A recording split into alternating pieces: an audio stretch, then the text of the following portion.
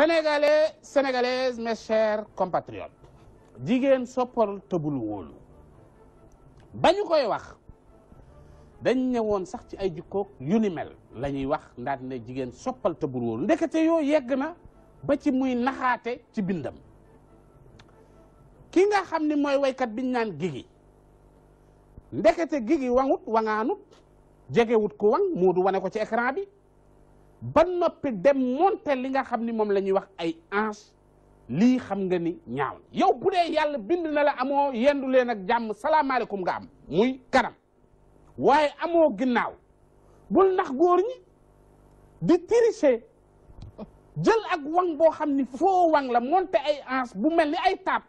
lii vraiment lu garaaw la moo du wanewaat ko nit ñi xam ni junki yi ay taat la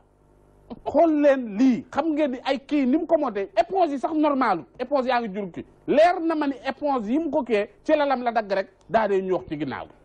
lii rafetul heureusement yow Tunkara ginnaaw nee na Guigui nee na da nga koo bëggoon a takk jabar kii boo ko takkoon boo tekkee sipp bi xam nga ni ay éponge ñooy ruus wadd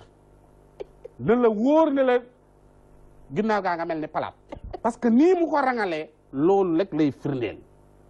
képp koo xam ni ki jigéen nga di def lu mel ni di monter ay hanche bu ñu la jàppee danañ la juger fii teg la fi bu ko defee ngeen bàyyi naxaate bi